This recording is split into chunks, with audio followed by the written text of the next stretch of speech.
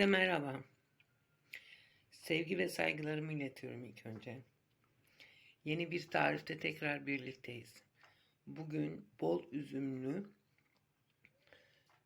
kuru meyveli yani bir kek yapacağız. İlk önce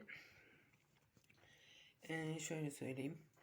Üzümlerimizi biraz haşlayacağız. Neden haşlayacağız? Kekte dibe çökmesin, hepsi bir yere toplanmasın diye biraz haşlamamız gerekiyor. Yani dağınık durması için kekin her yerinde özenli bir şekilde dursun diye. Evet. Şimdi bir su bardağı bu normal kuru üzümümüz var. Bir su bardağı da kuş üzümümüz var. Bunları ufak bir tencereye koydum. Şimdi suyunu koyacağım. 2 bardak da gibi işte su koyuyorum ve ocağa koyacağım. Şimdi hızlı ateşte kaynatın ki fazla şey olmasın, birden kaynasın. Biraz şişti mi alacağız ocaktan. Şimdi şöyle 3 yemek kaşığı da margarin koydum tavaya. Eriteceğim ve ılıtacağım. Ilık bir şekilde kekimizin içine karıştıracağız. Yani tereyağı da koyabilirsiniz. Ama ben margarin koymak istedim. Çünkü hani herkesin evinde tereyağı biraz şu zamanda şart, zor. O yüzden bizler koyuyoruz tarifleri yaparken ama insanlar normal haliyle görsün, yapabildiklerini haliyle görsün. Yani tereyağın kilosu olmuş 170-180 lira. Yani velhasıl dostlar 24 saat benim de evimde tereyağı oluyor. O yüzden bu sefer margarin kullanmayı tercih ettim. Daha uygun, biliyoruz, zararlı. Yani sağlığa riskli. Neyse ben margarin koydum. Siz ona göre tercihinizi yaparsınız. Şimdi bu kadar eridi mi yeter. Zaten o sıcaklığın içinde diğeri de eriyecek. O yüzden alacağım şimdi tavayı. Kek hamurunu yoğuracağımız kaba ilk önce yağımızı döküyoruz. Hem orada ılınsın diye margarinimizi dökmüş bulunduk.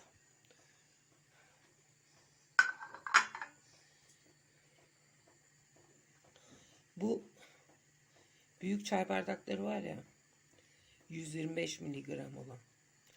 Onunla bir bardak da sıvı yağ koyuyoruz arkadaşlar.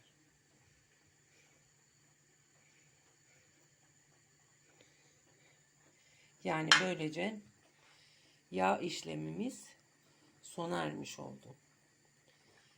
Bir 5 dakika bekleyelim, diğer malzemelere geçeceğiz. Şimdi arkadaşlar üzüm bir 10-15 saniyedir kaynıyor ve kapatıyorum. Çok kaynamasına gerek yok. Bir 10-15 saniye kaynadı mı yeterli. Evet, şimdi alıyorum ve süzeceğim suyunu. Şimdi arkadaşlar 2 bardak şeker kullanıyorum. Yani biz şekerli seviyoruz. Siz 1,5 bardak kullanabilirsiniz. Tatlı sevmeyenler de 1 su bardağı kullanabilir. Yani ben normalde ailecek tatlı sevdiğimiz için 2 bardak koyuyorum keklere. Evet, 2 bardak şekerimizi koyduk. 3 tane de yumurtamızı koyuyoruz.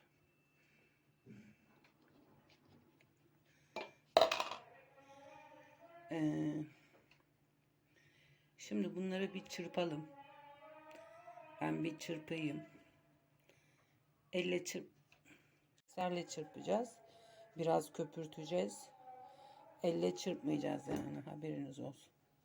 Şekerimiz eriyene kadar mikserde biraz olan malzememizi çırptık. Şimdi geri kalan malzememizi koyuyoruz. Nedir? 125 miligram. Bu işte büyük çay bardaklarıyla yoğurdumuzu koyduk. Ben meşrubat bardağına koydum, bu 330 miligram. Normal su bardağıyla koyarsanız 1,5 su bardağı koyuyorsunuz. Yani 1,5 su bardağı sütümüz var. Onu koyuyoruz. Onu da koyduk. Şimdi bir adet kabartma tozumuz var. Onu koyacağım. Bir adet de vanilyamız var. Onu da koyacağım. Neden bunları gösterdim? Tabakların içinde beyaz beyaz atıyorlar. Şimdi biz bildiğimiz için ne olduğunu biliyoruz. Hani bilmeyen olabilir.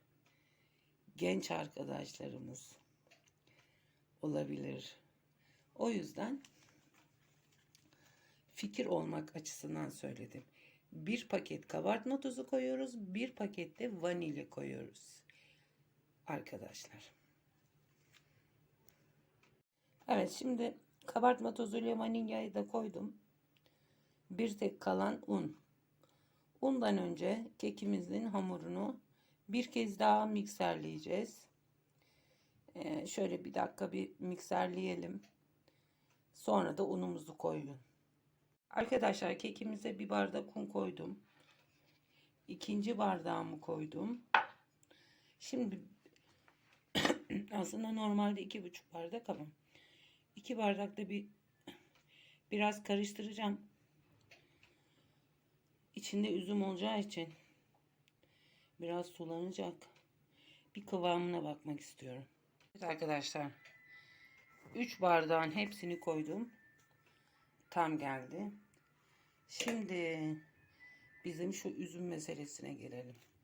Üzümlerimizin, haşladığımız üzümlerimizin hepsini kekimizin içine koyduk. Evet, koyduk ve el yordamıyla şöyle bir karıştıracağız. Ben meyveli keki çok seviyorum. Yani meyveli kek bana bayıltıcı gelmiyor. Kakaolu kek biraz bayıltıcı bir tat veriyor. Ama kuru meyveli veya taze meyveli hiç fark etmez. Ya da genelde meyveyi çok sevdiğim içindir. Belki de. Evet, gördüğünüz gibi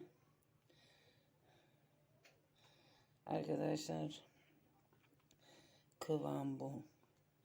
Akıcı bir kıvam. Üzümlerimizi de karıştırdık. Şimdi kalıbımızı alalım. Fırınımıza koyalım. Evet arkadaşlar, kalıbımızı margarinle yağladım. Şimdi kekimizi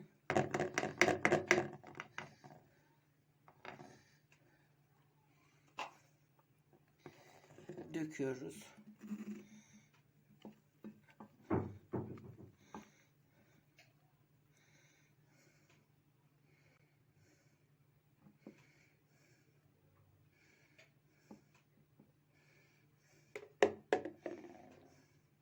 Şöyle ben bir vurayım şunu. Evet arkadaşlar, kekimiz mis gibi pişti. Çıkardık. Testimizi de yaptık gördüğünüz gibi. Gayet güzel pişmiş. Şimdi ters çevirip ıslak bezle nemlendireceğim. Kekimizi ters çevirdik servis tabağımıza ve bayağı böyle ıslak bezle nemlendirmek için kekin arka tarafından koydum ve dinlendirdik. Kekimizi kalıptan çıkardık. Yani bu böyle çok rahat çıkıyor. Aklınızda bulunsun. direkt keki bir 10-15 dakika dinlendiriyoruz ya. O şeyde ıslak bezle örteceksiniz kekinizi. Gayet güzel pişmiş.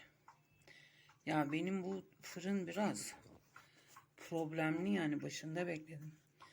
Bu büyük fanlı fırınlar gibi değil. Set üstü fırın. Mutfağım küçük olduğu için maalesef öyle bir yer imkanım yok. Ama yine de Allah'a şükür bir fırınım var ve pişirebiliyorum. İstediğim her şeyi, sadece biraz beni uğraştırıyor.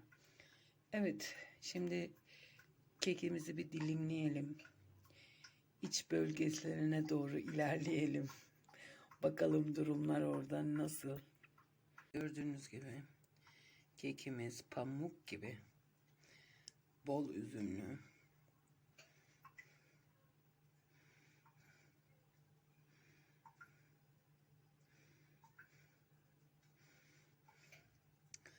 Tabii herkesin dileği. Beğenirseniz yapmanızı tavsiye ederim. Evet, bugünlük de bu kadar. Sevgiyle, keyifle, sağlıkla kalın. Bir sonraki videoda görüşmek üzere.